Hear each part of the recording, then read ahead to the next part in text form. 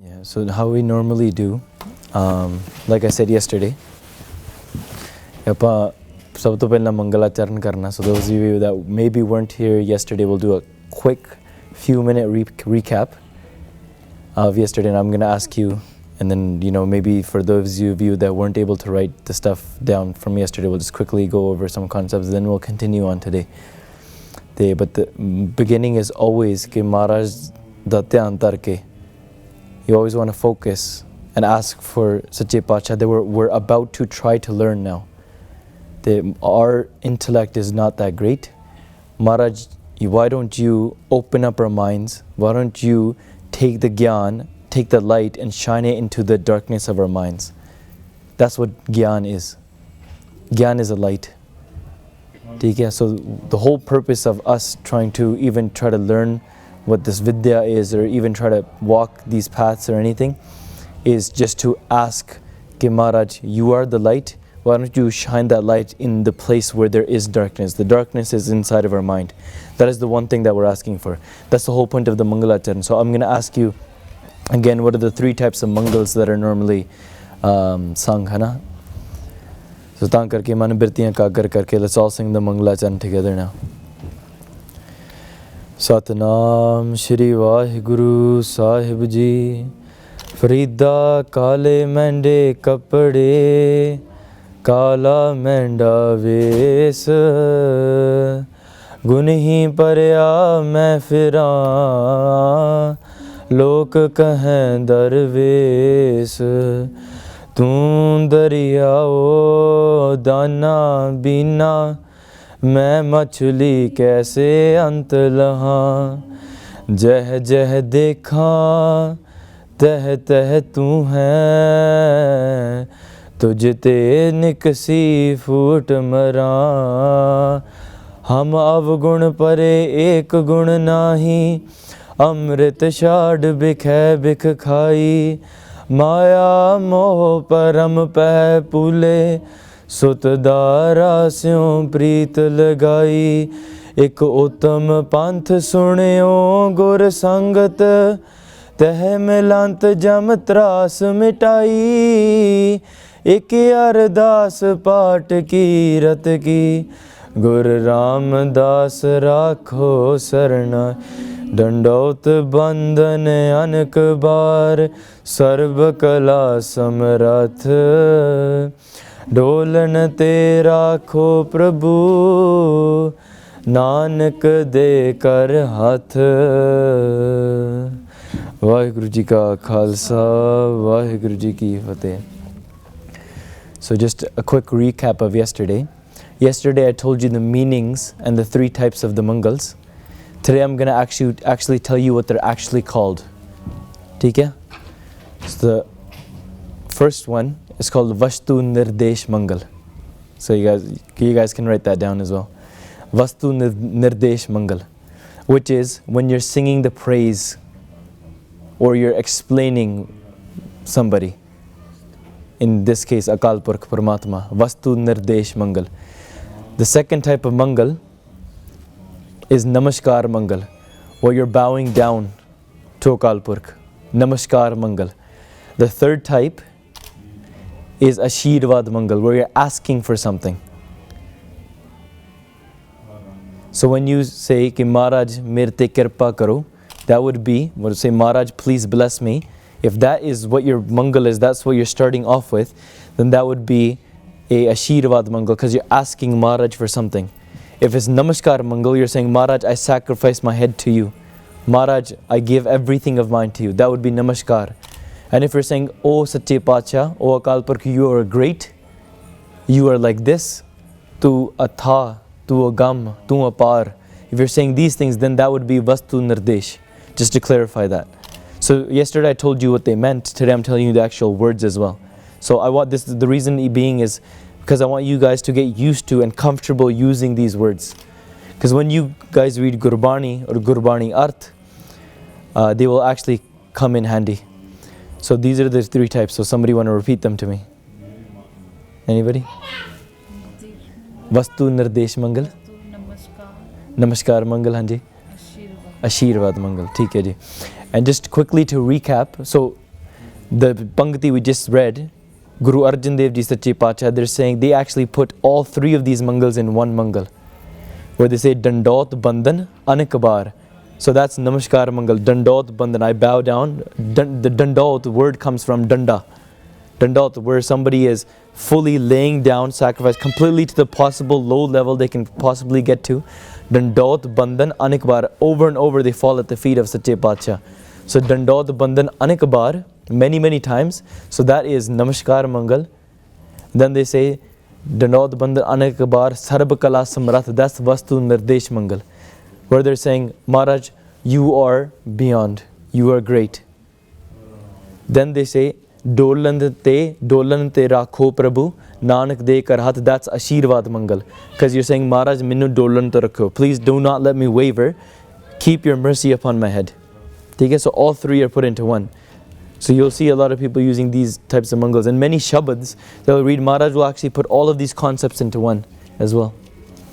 Okay? Name one benefit of implementing dharma in your life.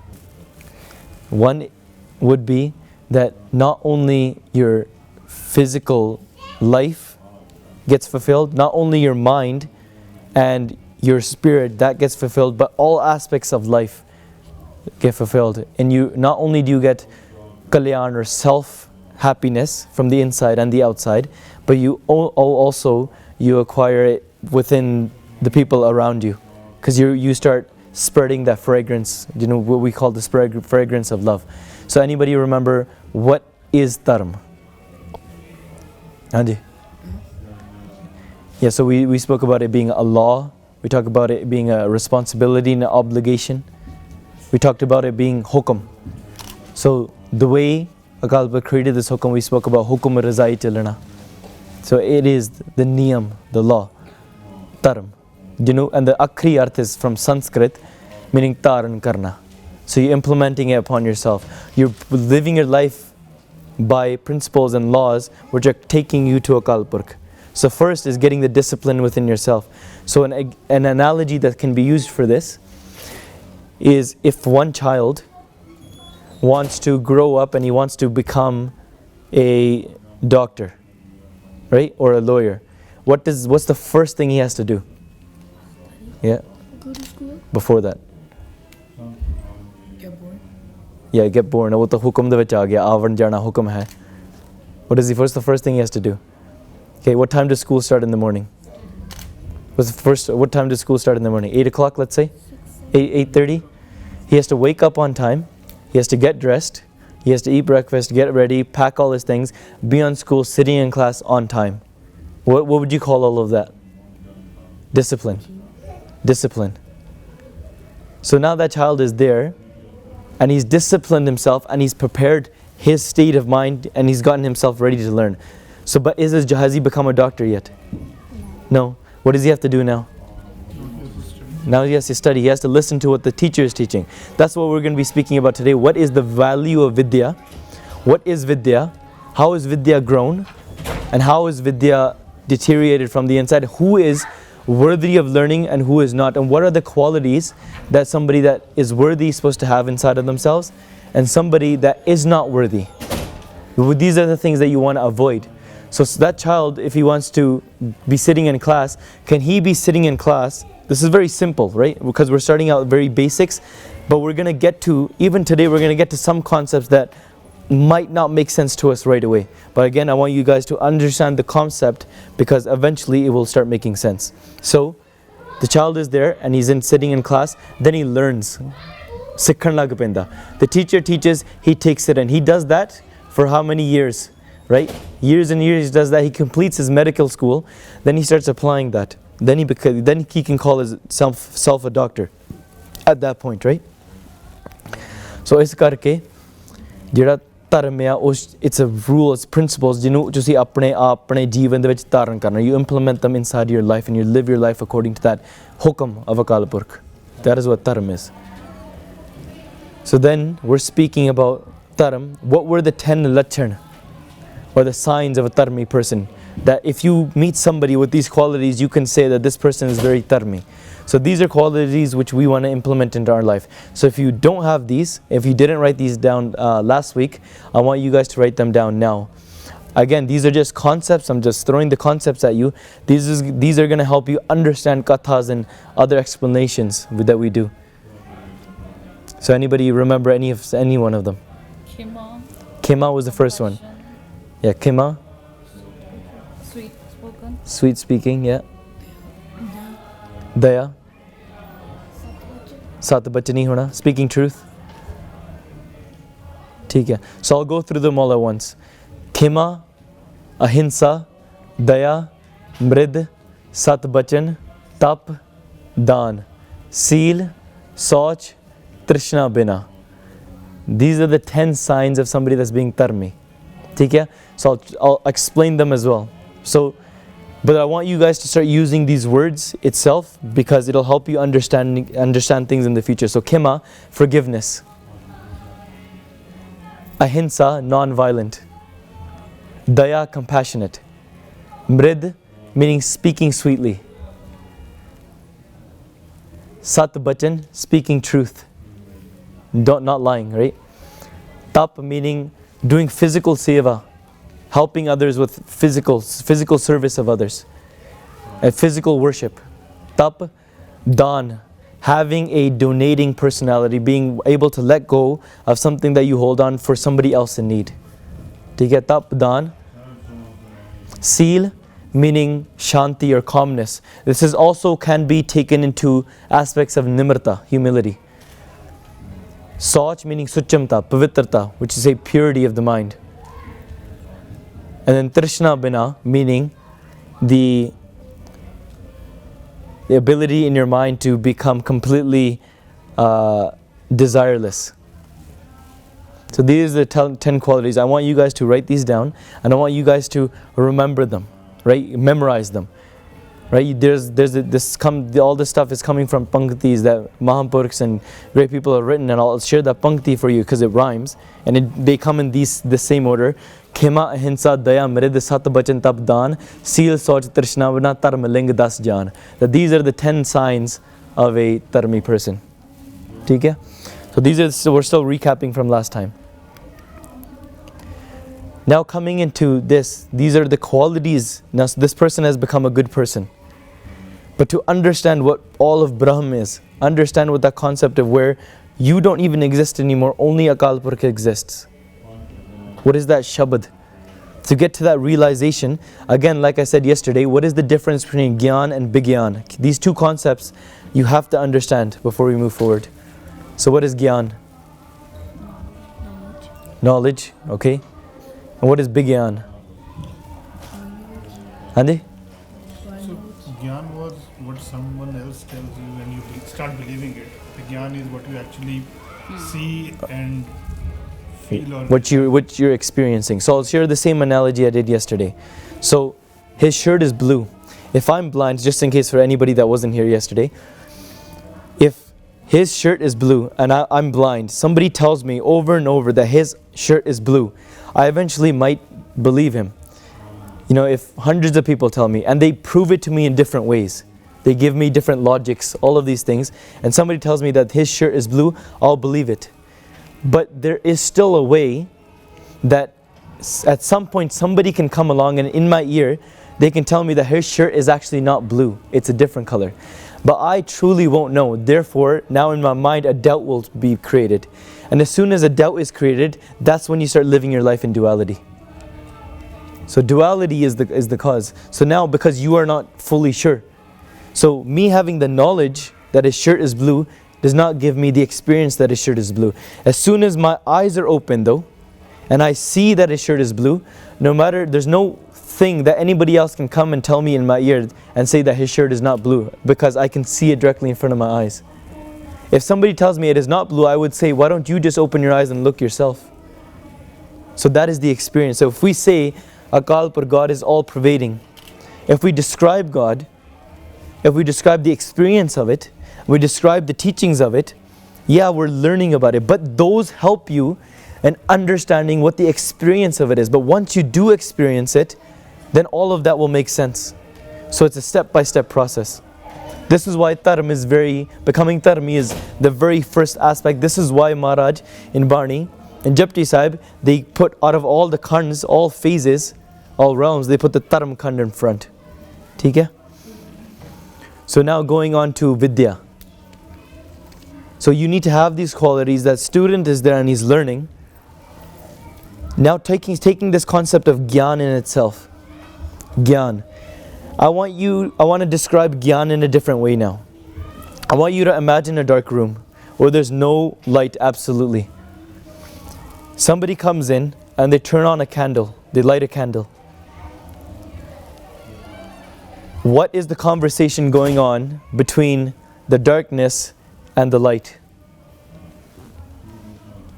What would the darkness say to the light?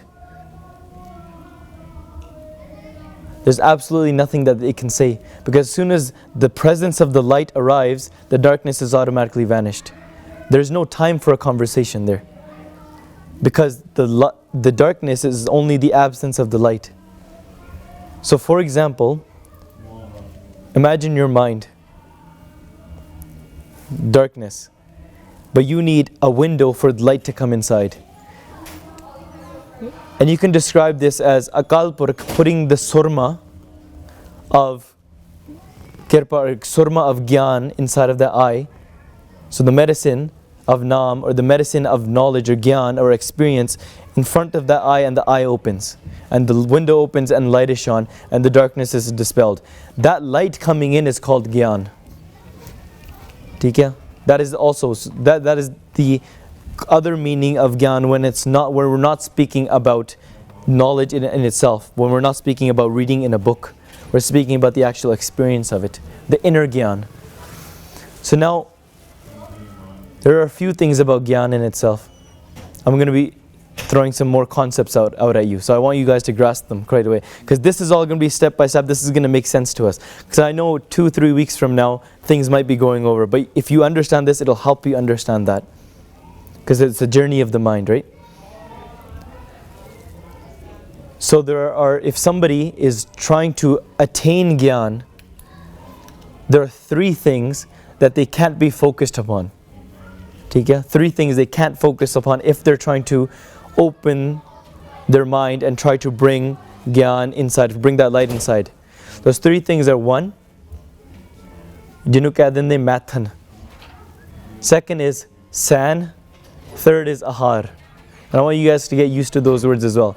Mathan would mean where your mind is engrossed in lust and you're chasing around the world of physical beauties. Okay? So a lustful mind you can't have. The second thing you can't have is you can't be too engrossed in your own comfort, and you can't be sleeping too much. You can't always be thinking about your sleep. The third thing would be ahar, meaning food. Always be thinking, man, like lunch isn't even over yet, you're already thinking about dinner. But you're not thinking about the time in between. So this is what Maharaj says in Barni. They say the entire night you waste sleeping, the entire day you waste trying to put food inside your stomach. What have you actually done in your life? That's different, because what is the difference between an animal, a pig, an elephant? They have families, they gain success in certain ways, they eat, they enjoy life, they're happy. What is the difference? They say, Heere jaisa janam hai, kaudi badle jaye. Anyways, the concept of the value of the diamond of a human life, that's a different concept. We're not going to get into that right away. So these 3 things you want to avoid. And there's also 6 qualities inside of a person where that person is not ready to take on Giaan. But before we get into that, let's talk about what a pattar and a kapattar is. Because this is about the state of mind, because knowledge is power. It can be used for benefit, it can also be used in the wrong way. So for example, there's a student who learns and he takes what he is taught and he uses it for his own benefit, right? And he helps others with it. Whereas somebody else takes the same knowledge right? He creates more doubt inside of himself and he uses it to harm others. So if the bowl that you're putting the food inside of is already rusted, the food is gonna get, the food is whatever, no matter what you put inside, it's gonna get poisonous, it's gonna become harmful as well. So first you need to create the right panda. The person's state of mind needs to be right in order for the amrit to go inside. So that's why we spoke about becoming dharma. We spoke about all those great concepts of becoming a good person, right? But just becoming a good person won't connect you directly to Akal Purkh, right? Or what we say, the one God. So out of all those things, I'm going to share one analogy with you, which is usually given. This analogy is of a snake. So that there's a snake, ਜਿਹਨੂੰ ਕਹਿ ਦਿੰਦੇ ਮਣੀ ਵਾਲਾ ਸੱਪ. A mani is a jewel that's inside, which is known to be inside of the head of that snake. You must have heard this sort of analogy before. So the snake can do different things. A snake can go, and what he can do with that, and he can go and he can put it, he take it out underneath when he digs himself underground, and he can use that light and he can actually put his poison out with that jewel, and then he can become shant on the inside. So he becomes peaceful on the inside by using that jewel in the right way. Then another snake, he can take that jewel, he can use it, and when the light passes through that jewel, it actually lights up a little bit. And with that light, small bugs and other animals come rushing to it. And what the snake does, he waits for everybody to come close to that jewel and he eats up everybody. So now that same snake is actually not quenching the pain inside of his mouth. He's not getting that peacefulness. He's actually using it to harm others. So it could be used in a positive way or it could be used in a negative way. Therefore, creating the knowledge or the experience inside of whatever you're doing, it has to be created. Like the panda has to be created first. You have to be, the state of mind has to be there, willing to learn. So there's 6 things that you can't have. The reason why we say this is because if you can set your guideline there so you can start walking this path with the analogy I used yesterday. If I say somebody wants to get to the northwest of Calgary, from here to the University of Calgary, right? And somebody says, what is the path? You'll just say McKnight Boulevard, it goes straight there. You can get to the northwest right away.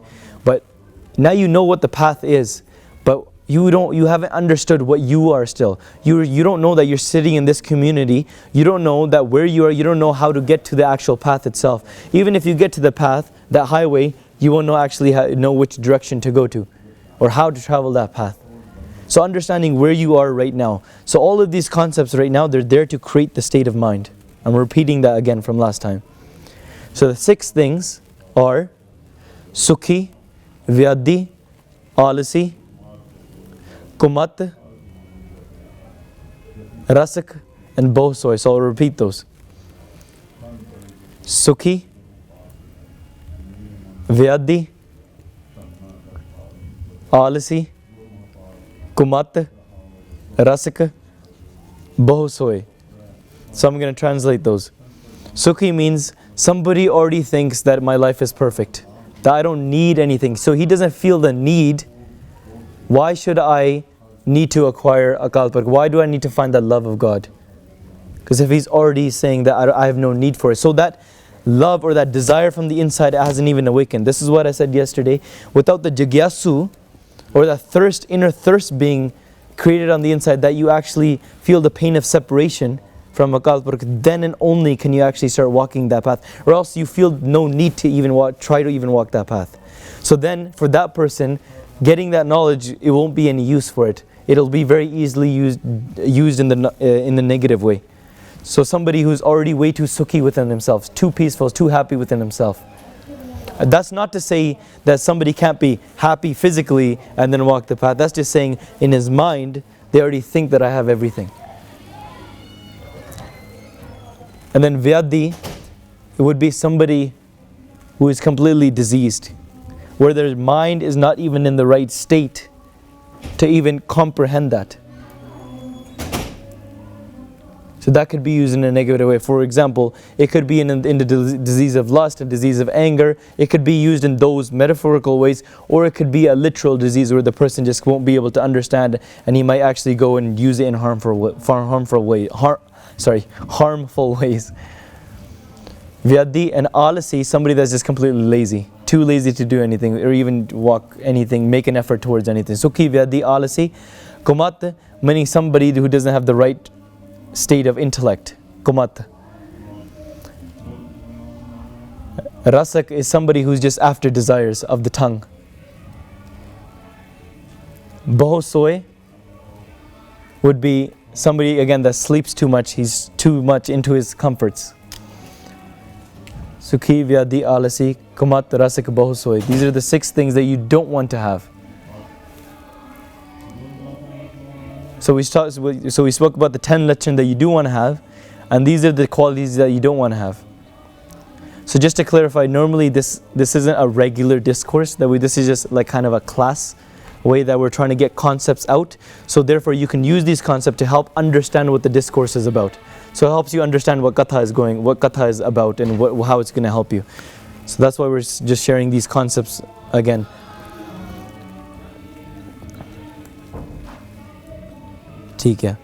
So with that vidya, we're going to come back to the vidya part of it in a bit, just maybe next week. But from here, I'm going to actually go into a little bit of some concept which we think how this world is made up. So it's normally split up into 3 parts. So the biggest thing that we all understand is the homme, the ego is there, which is not allowing you to even see past yourself. So everything is Akal Purkh, everything is Paramatma. But when you say that my Atma is Paramatma, that is a very easy concept to be understood, that I am Akal Purkh, God is there, and my mission is to become one with God, or go and meet God and get rid of what are the sins that I don't want to do, these are the good actions that I want to do, this is how I want to praise, this is how I want to completely submit myself, get rid of my own intellect, get rid of my mind. When I take that concept and I try to understand it, how can you understand it? Because you're looking at the physical world in a different way. So when we look at how are the things in this world affecting our mind, before we get to how the mind is structured, let's talk about how the mind gets affected first. So first you think whatever happened in a very simple example which happens to us on a daily basis, something happens in the news, something happens on social media, somebody physically says something to us at school, right? That was your question yesterday. And that affects us in our mind. Why is that? Because first you have to understand the makeup of this world. So there's something, these three words that I want you guys to understand and memorize, because the rest of the 8 days they're going to be mainly based around these 3. One is Sathul, second is Suksham, and third is Karan.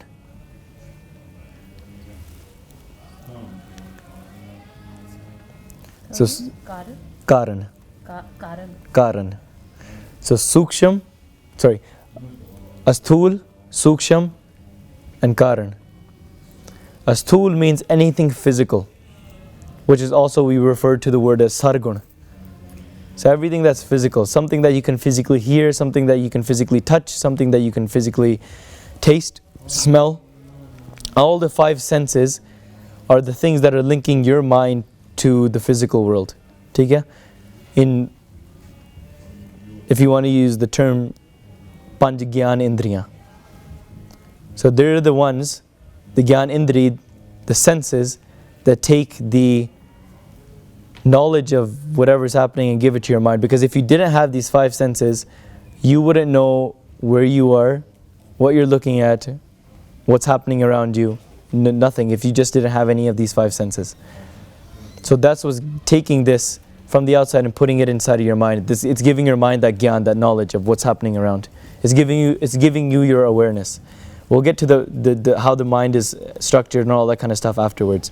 But keep these three parts in mind. Just understand this in a big nutshell, because we'll break it down afterwards. It's anything physical. Suksham is anything that is non-physical.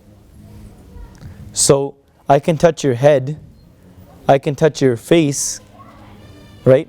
But I can't touch your thought, right? I can't just go and be like, let me just grab your thought. I took it from you. Can't really do that, because that's suksham. It's inside of your mind. Your mind in itself is all suksham. It's subtle.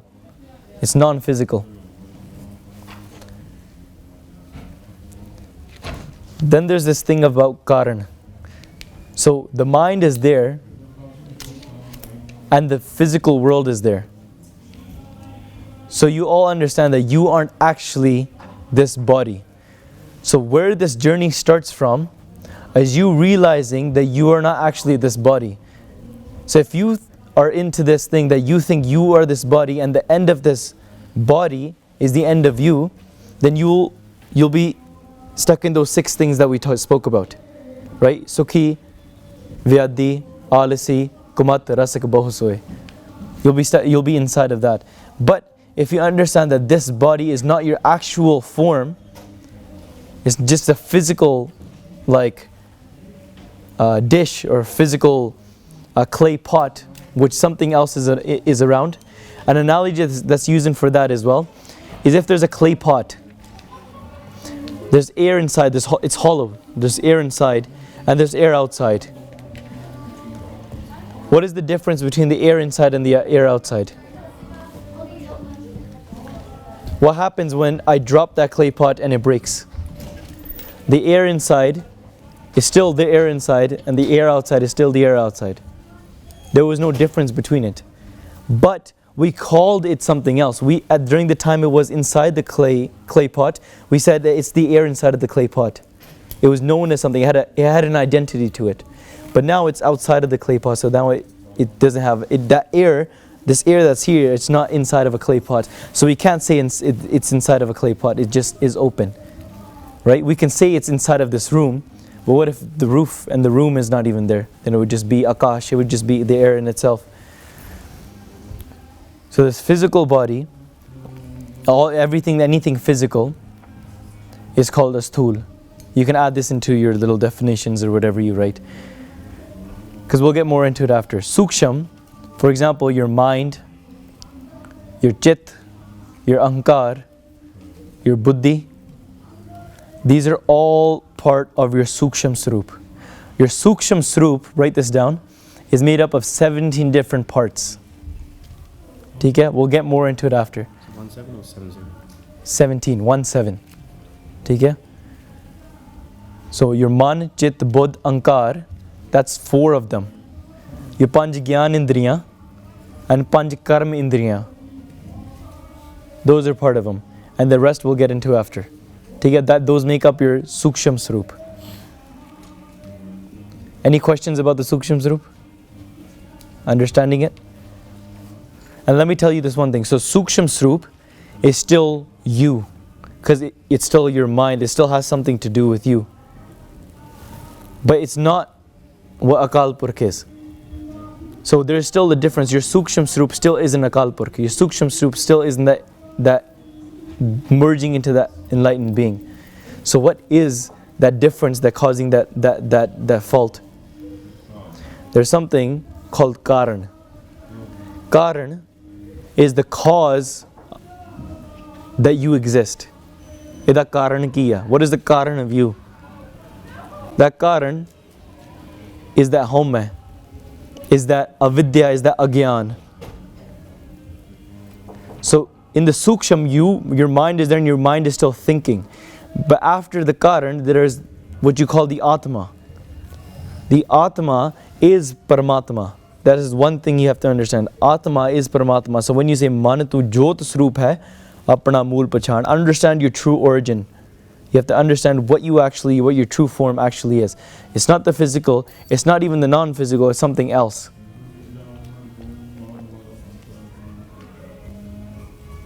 So some karan, it could be when we say avan jana hukum hai. the coming and going is based around something called breath. So until you have breath, dam dam sada samalta. Until you have breath, then you are still physically on this world. You're still connected. All of these three different sarirs, they're known as sarir. So asthul sarir, karan sarir, and suksham sarir. They're all intertwined with each other. They're intertwined with, so they work together within each other. And when in each of them, when you get that prakash or that Giaan in, you can start realizing, and when the avidya or agyan goes away, right, then you understand what the Atma is. The Atma is Paramatma. So you can still have the physical, you will still have the non-physical, right? And the Karan will still be there, but the Karan won't be eventually when you do that Namsan, when you do that Bandagi. So your state of being will be Paramatma instead of what you call a separated Atma, because it's not actually separated. So that's the concept that I'm just throwing at you now. To get into the bricks of it and how it's made up and the body of it, there's much more to it. So this is what I'm saying. These concepts are very difficult to grasp, very easy to get the knowledge of it. Experiencing is a completely different thing. But all of these concepts can help you understand what Gurbani is saying. Because in Bani it says, Tu sukham hoa asthuli. That, O Kalpur, you are sukham, but you became asthul. And it also says, Sargun, Nirgun, Nirankar, Sun Samadhi Aap.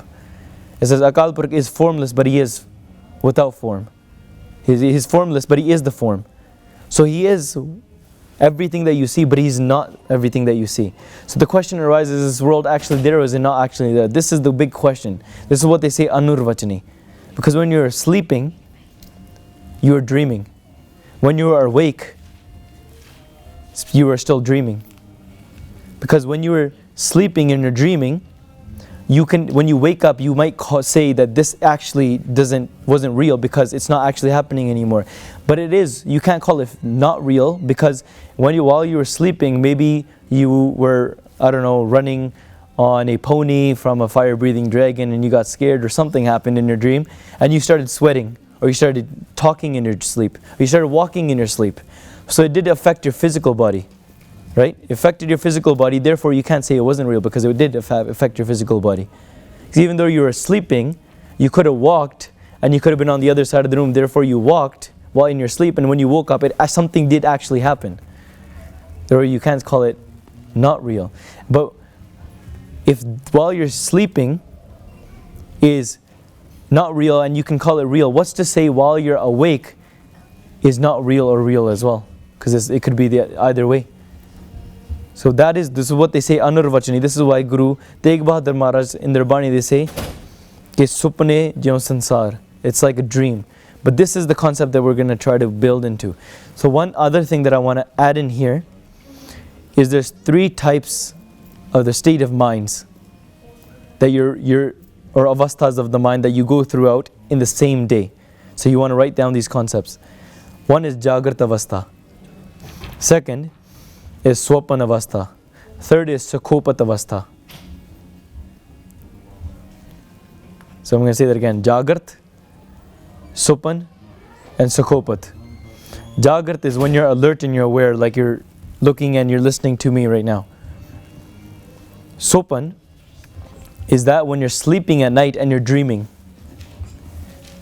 Sakhopat is when you're sleeping and you're not dreaming, so dreamless state. So when you're sleeping, but you might be in deep sleep and you're not actually dreaming at that time. Your mind is actually not thinking. So these are 3 states of mind that you go out throughout the day. But in Gurbani, we read Athe Pahar, right? Athe Pahar. So one Pahar, one phase of the day. There's 8 phases of the day, and each phase of the day is made up of what we call, out of 24 hours, would be called 3 hours. So if you divide 24 by 8, it would be 3. So when we say, the morning Pahar, Sham da Pahar, Raat da Pahar, these are common words that are used as well. So there's 8 phases of the day, which are made up of 3 hours each. ठीक है? Cool? Got it? ठीक है, then there's something called a kadi. A kadi, which approximately comes to roughly about 40 minutes-ish. ठीक है? When you read in Bani, say ek kadi adi hute ad pagatanti seti goste jogi ne so lav. That even in the half of a kadi or half of a kadi you want to meditate, don't waste that time. But then in Bani also says atte per aradhana, meaning 24 hours of the day, all 8 phases of the day you want to be meditating on Akal Purkh. So what is that state compared to the 3 hours you might do in the morning and 2 hours you might do in the evening and a little bit here and there? How do you get your state of mind to that state of mind where you are, even while you're in your Jagrat Avastha, your Supan Avastha and your Sakopat Avastha? It's very easy to do it while you're awake. But how would you do it while you're sleeping and dreaming? And then how in the world would you possibly do it while you're sleeping and not dreaming? How could, even in then, that state, could you be meditating on Akal Purkh?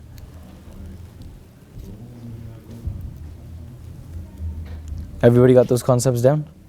Right? So, the main 3 that you want to focus on right now is Asthul, Suksham and Karan. Okay? And then the 3 states of the Avasthas. Any questions about that?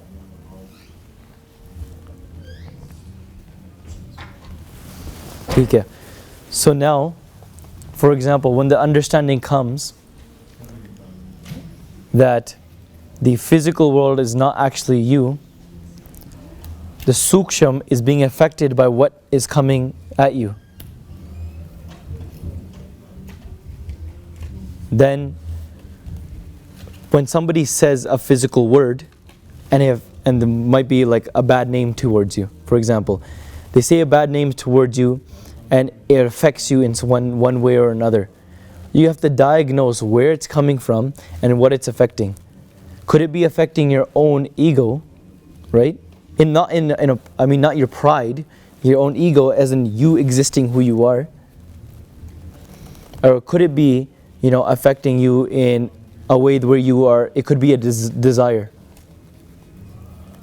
So there's 2 biggest pains that Akal Purkh created and put into man, which I mentioned yesterday as well.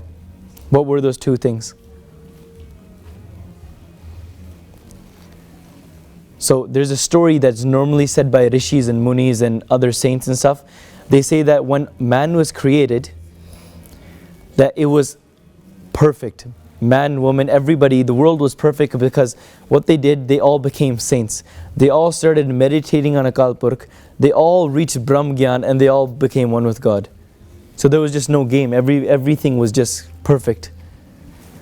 So then Akal Purkh created 2 things. It's the game of Akal Purkh.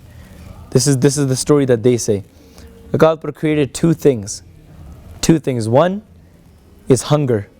And one is trishna, meaning desire. These 2 things came inside of the mind of a person and they drove that person crazy. It took it from Satyug directly to Kaljug. Right? So Satyug directly to Kaljug. So hunger, meaning trying to fill your stomach with something, meaning you actually have to go do something and you have to do whatever it takes to fill your stomach, which is the biggest cause of pain as well. Then there is the desire for something. It could be an attachment, it could be for your pride, it could be for anything, acquiring something. In Gurbani, there are 4 types of dukh that are mentioned. You might want to write these down as well. 4 types of dukh. And I'm going to read the pankti out for you as well. Dukh vich hoda. The very first type of dukh, the cause of all pains, is the pain of separation. This is the very first type of dukh.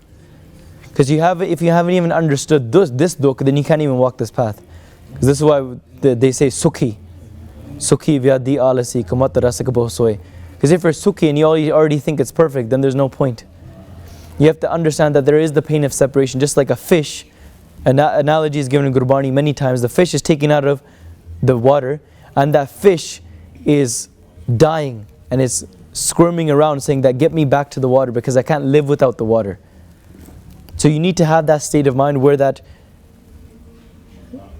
that rain bird or the babiha is calling out for that drop of water because saying I can't live without it. That moon bird is looking at the moon and is crying out in pain saying I can't live without seeing the moon.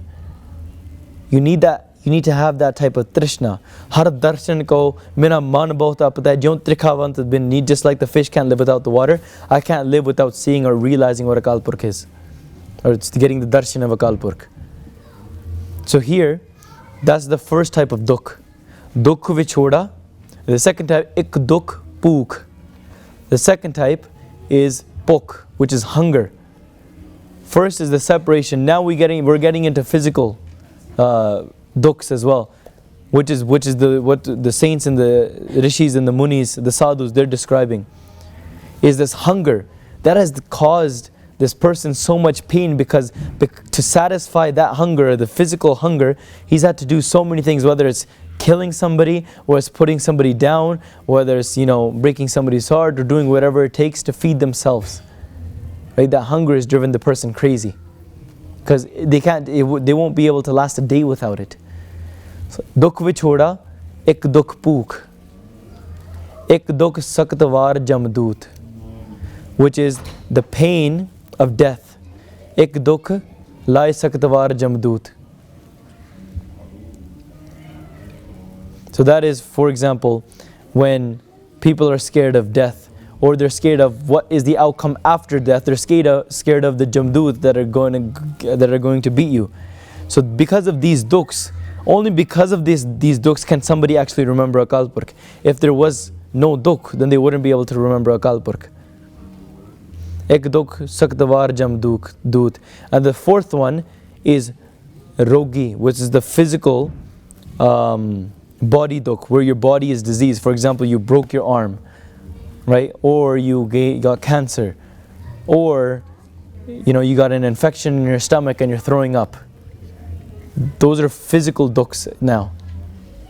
If it wasn't for any dukh, then you wouldn't have any desire in your mind to praise Akal Purkh or even walk the path. This is why Maharaj says dukh daru, sukh rog paya, ja sukh tam na hoye. We read this all the time.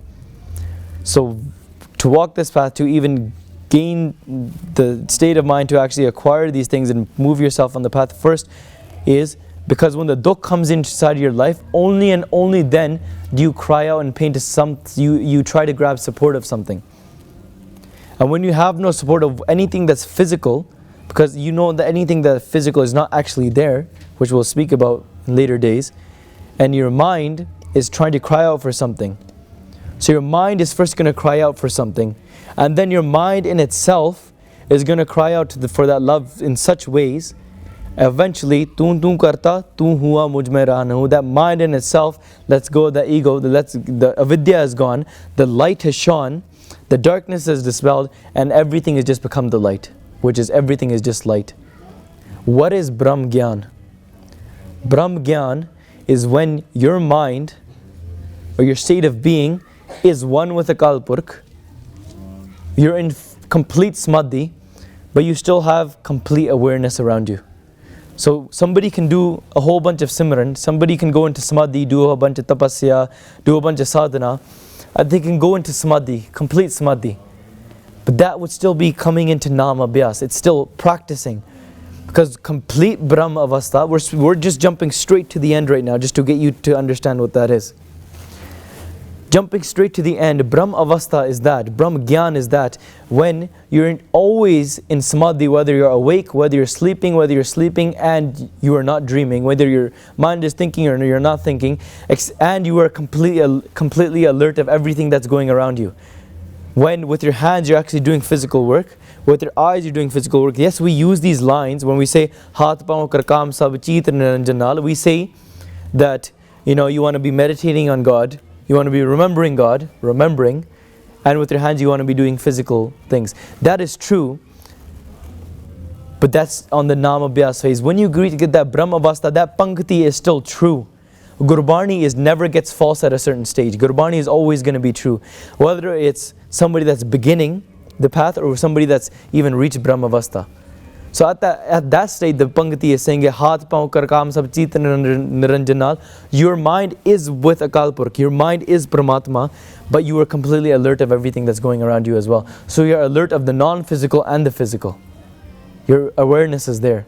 That is what Brahmavastha is, a realization, that's all it is a state of being. Right? So that's jumping straight to the end now.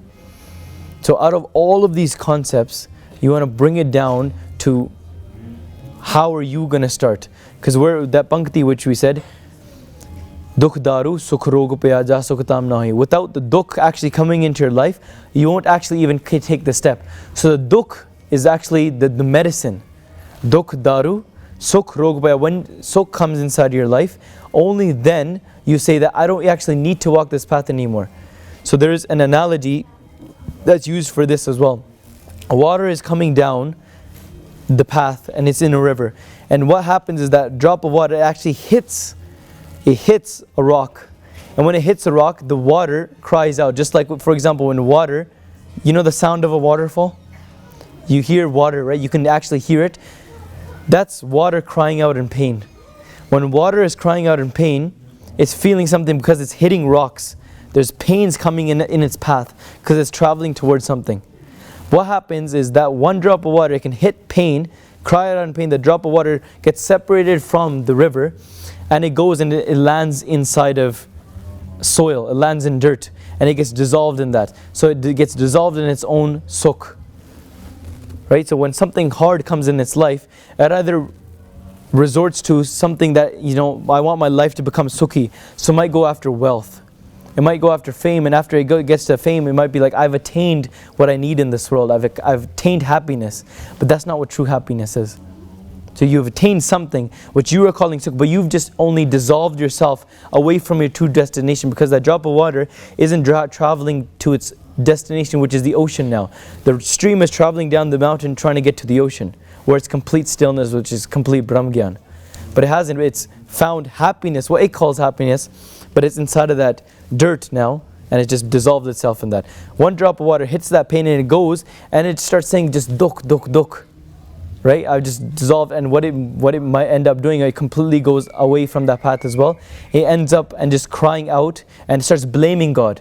So now you're questioning God. So this comes to the question of Vidya. Is how is a Vidya Guru coming into place? What is the need of a Guru here? Right? So I'm going to connect this all to that. So that drop of water goes and hits that rock, and it lands on top of the rock. The sun shines upon it, and that drop of water completely evaporates. So it gets destroyed, it gets burnt in its own pain. So both sukh, pain, and pleasure are causing its harm. So instead you're taking that dukh, you're using it as medicine to help you realize and help you remember Akal Purkh. Because only when in times of pain do you grab onto support. Ik naam tera main Ola. You grab onto the only support, not any other support. You can read this in Gurbani. So when you grab onto that true support, it will lead you. When you go back into that river, it will continue back down into those streams, into the river, into the lakes, and eventually into the ocean as well. But now along this path, what is the need of a guru? If you are trying to get, for example, the same analogy, you're trying to get to the northwest, you don't know. You don't know what the path is. Maybe the highway is closed. So what do you normally do? What does a person normally do? They pick up their phone, they go to Google Maps, and they type in the address, the destination, because as long as you know the destination. Now you might be like, you know what, I understand pain, I understand Akal Purkh, and I want to get to Akal Purkh, but you don't know how to get there now. So you open your phone, and you type in Google Maps, and you type in one with Akal Purkh. And that person in Google Maps, that lady will tell you, it will keep on telling you, go straight, take a left. You're like, Sat Bachan. You go, it takes a left. Then she says, oh never mind, make a U-turn. You're like, Sat Bachan. You make a U-turn. No questions asked. You don't say, this doesn't make sense, logical, how does this fit in my life? How is this compared to science and Sikhi? You don't ask those questions. Right? You don't say, is this comfortable for my mind or not? This go with what my friends and family think. Is this okay with what the world thinks? No. You take a left, you take a right, you go. And then eventually you will reach your destination. So if you can place that much faith in your phone, Why can't you place that much faith in your Guru, which is telling you that path? So Guru is saying, okay, implement these qualities of Sat, Santokh, Daya, Dharm. Right? And all of these qualities which you want to implement yourself, becoming a good person, then they give you hukum, they give you a maryada to lead you back to that path. So this is what we read in Bani, okay? Sardija karna kijay, completely giving your head, becoming the dust of all. Now here's another thing. I'm just going to add this in here just because it crossed my mind. Jealousy. What is the biggest way to get rid of jealousy? Because jealousy is there when you're trying to see somebody else successful in life and it's burning inside of you. Or it could be in different ways. Where somebody else has acquired something and you want to acquire it as well. Whether it's you acquiring it from somewhere else or you take it away from that person. Right? It might not be that you want to cause harm to the person, but you still want to get it from elsewhere. Whether it's the same level or you want to overachieve that person. That state of jealousy. But how can you get rid of grudges? How can you get rid of jealousy? This is in that same pangati. If you want to walk this path, Joto prem khilan ka chao sir tal tali gali mariya automatic pair tarije sir didya karna ki jai, they say that if you want to walk this path, first become ho sabna ki renka fir atao ao hamare paas. Right? Become the dust of all, and then you can even walk this path. So we have said yesterday that majority of the world, even though they might call themselves Tarmi, they actually haven't become Tarmi. Because Tarmi, having all those 10 qualities, is very rare to find in somebody.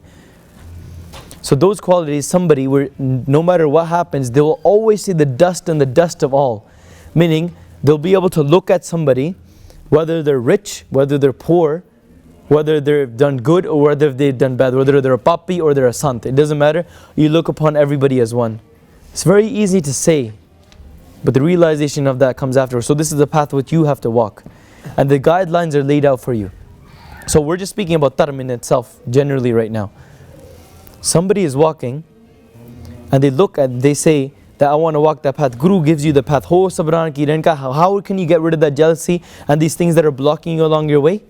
The way is that if you are jealous with somebody or if you are holding a grudge against somebody, consciously in your mind, just fall at their feet. You don't physically have to, but eventually physically it would be great, because anything physical is just to teach your mind. Why do we physically matha take to the Guru? Is to teach our own mind that give your head to the Guru. That's the sole purpose of it. To teach your mind that, hey, I'm bowing down to the Guru, to give physical satkar to the Guru.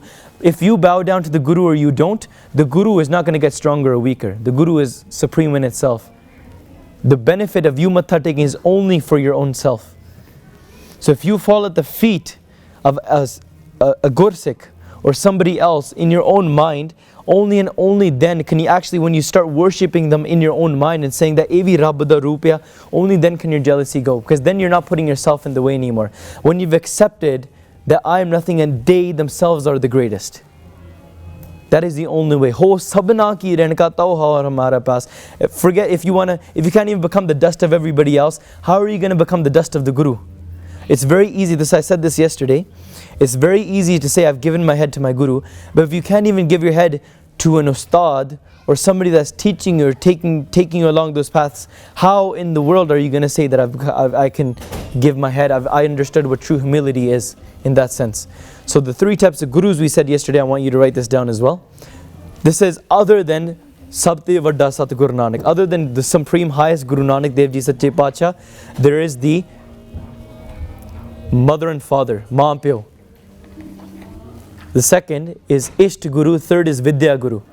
You need to be respecting these 3, and then Sabte Vadda Sat Guru Nanak Jinka Rakhi Meri. Mother and father. Isht Guru is your beloved, so spouse, family members. And Vidya Guru would be somebody who's giving you your Vidya, or teaching you, which you read in Bani, Koi Aan Milave, Mera Pritam Pyara Hontes Bhai Aap Vijay. I'll give everything to that person. I'll take their charan, kol pivo. I'll wash their feet over and over. I sacrifice myself for them again and again. And I'll drink that water which I just washed their feet with. So these things that we say in normal kathas, they're there to implement those concepts in this way, so that you can actually understand, become tarmi in that way. Then you start walking the path. Then from the taking that vidya, taking the Giaan from the Guru, then you start implementing in your life. We haven't even started what the Guru, Giaan of the Guru actually is. We're just talking about how the system is set up, how you can create your mind in that way. So anyways, there's a lot of concepts we just threw out today, right? So I'm gonna let you guys memorize all of this stuff that we talked about today. So then next time, and we'll continue forward. Okay, so I want not just know this, I want you guys to memorize this, because all of these concepts are going to be there connecting to the next part. So yesterday's connected with today. Today's is going to connect with next Friday. So if somebody, it's going to be unfortunate if somebody just decides just to come on the last day and say, I'll completely understand what they're speaking about. It'll be very hard to, unless they've already learned this from elsewhere. Unless they've already experienced some of these things. But to take our states of mind to what that actual understanding of Brahm Giaan is, all of this thing, I'm going to say that this series of Braham Vidhiya is just a very brief intro to Braham Vidhiya. There's no way in 8 hours can we possibly explain what Braham Giaan or Braham Vidhiya is. There's absolutely no way. This is just a sneak peek to inspire somebody to actually say, you know what, I want to understand what Braham Vidhiya is, eventually understanding how can I put myself, what is the makeup of this world, where do I fit into this world, and what is the journey where I need to go to attain that peace, to attain that oneness, to attain that Akal Purkh Paramatma. So anyways, while speaking, I was talking, I made many mistakes, मैं भुल्लां चुकां दा खिमा, इन्नियां बिंदियां प्रवान करनियां, सो सारी संगत गज वज के कलगीधर पातशाह दी बख्शी होई फतेह बुलानी जी, वाहिगुरू जी का खालसा, वाहिगुरू जी की फतेह. If you enjoyed this video, please like, comment, share and subscribe. Please donate and help spread Guruji's message. Link is in the description below. Vaheguru Ji ka Khalsa, Vaheguru Ji ki Fateh.